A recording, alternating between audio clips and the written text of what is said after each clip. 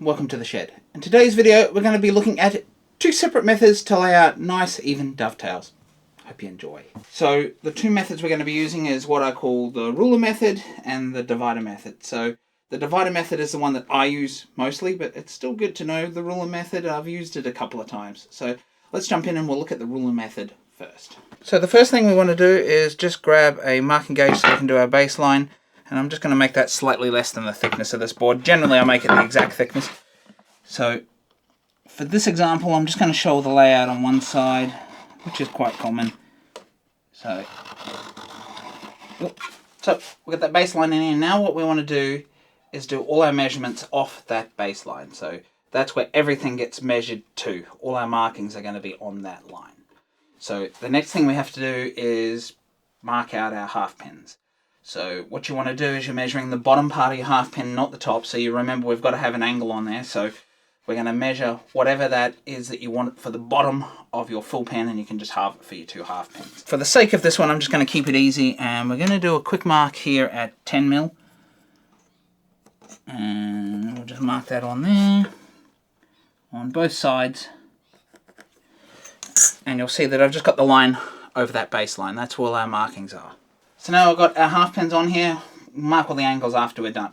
So we've got our half pins listed on here. So now we want to work out how many tails do we actually want across our board. So what we're going to go with is 5 tails here.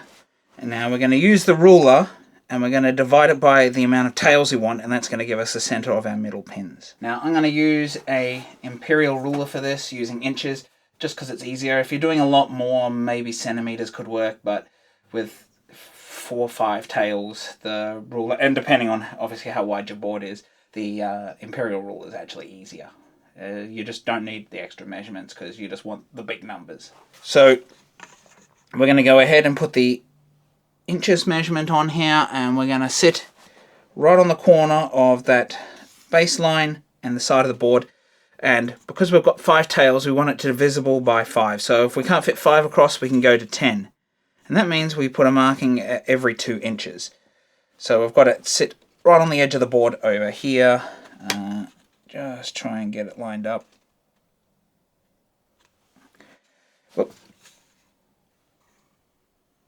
Alright, so now I'm just going to put a little mark. Now normally I wouldn't use pen for this. A little bit easier for you to see that. So now we can see we have these positions here. Now they're a little T section like this, so you can get right on the back.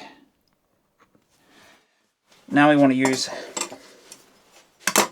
our square, so we'll go right on that gap here, base on a little mark on the baseline, little mark on the baseline, little mark on the baseline.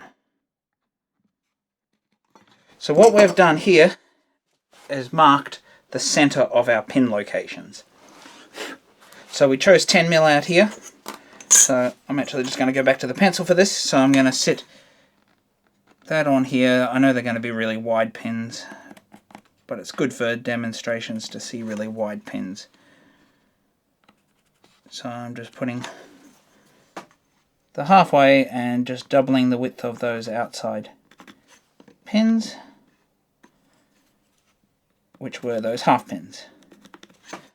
So now we can clearly see we're going to have 1, 2, 3, 4, 5 tails and 4 internal pins. So now we've obviously got to mark our angles. I'm just going to use this little 1 and 6 square that I got because it's nice and easy. But if you haven't caught the video where I was talking about historical dovetail angles and what angles a lot of people used in the last 100, 120 years, which you can see marked on here, do check that video out down below.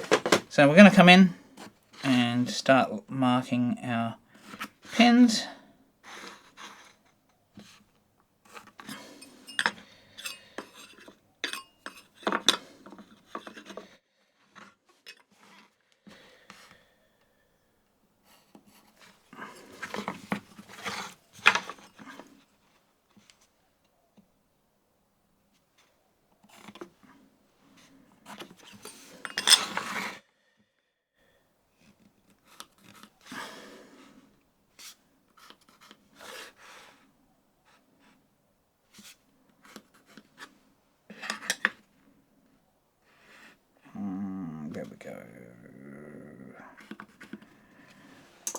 It's a little bit tricky trying to mark these when you're looking at it upside down.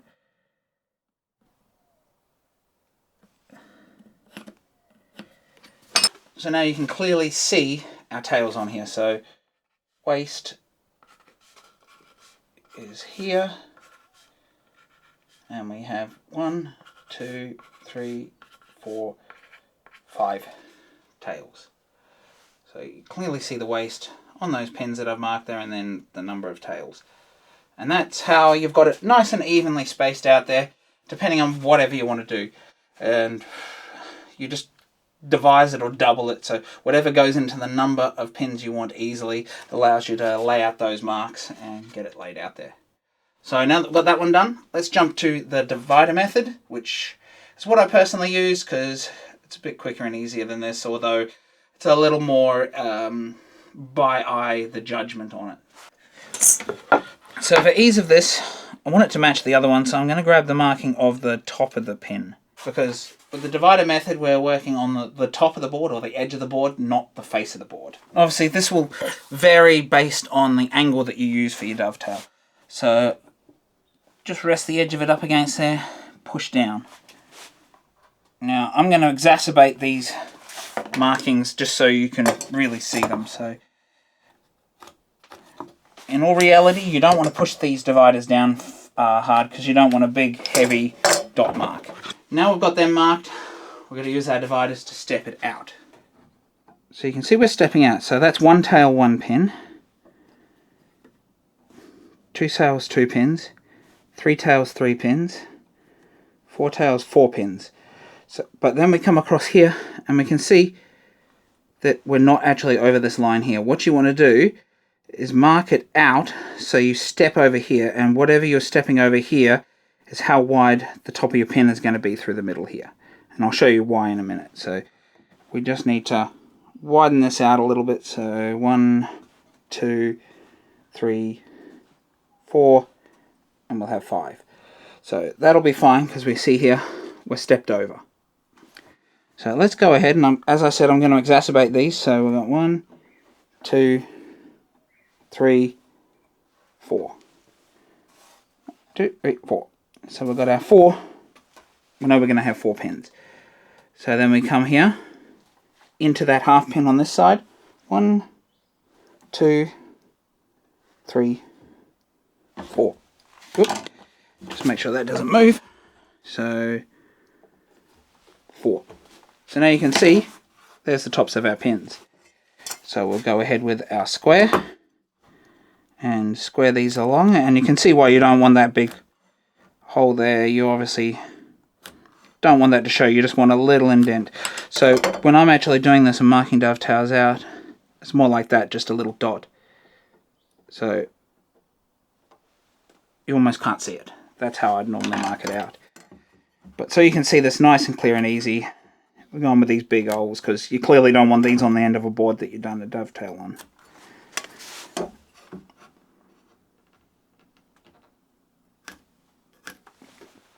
Now that we've done that, get whatever you're using to mark your pins.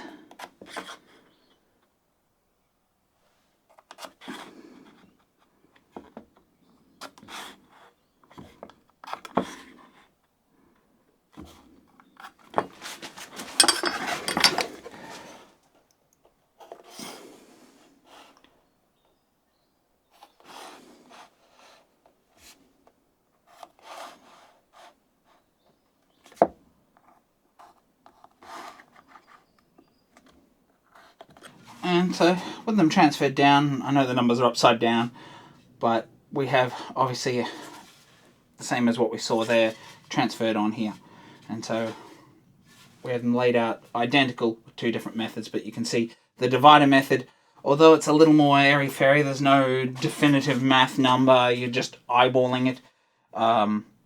It's a bit quicker doing it that way, in my opinion. So there you have it, folks. 2 quick, simple and easy methods to lay out dovetails, and they both work identically. It just depends whether you're a maths person or a non-maths person. I think you get it ever so slightly more even if you use the ruler method, but it really depends, because you got to put markings on the face that then you got to get rid of and all that, and that's why I like the divider method. it doesn't leave any of those marks, and so you can just quickly do it by eye and lay it out. In all honesty, this is only if you want to lay your dovetails out evenly across the board. You can eyeball fairly evenly if that's what you want to do. It's really up to the type of woodworker you are. But when you're a beginner, I think, in my mind, the divider method is the quickest and the easiest method, and it's used a lot.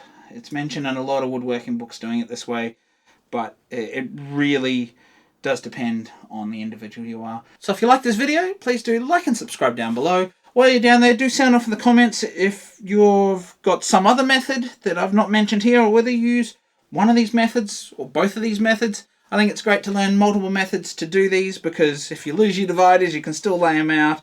Or if you don't have dividers, you can still lay them out nice and even and just get to work with what you've got. So if you like this video and you'd like to see another great video related to dovetails, do check out the video where I explored various different angles for uses in dovetails. Bye for now.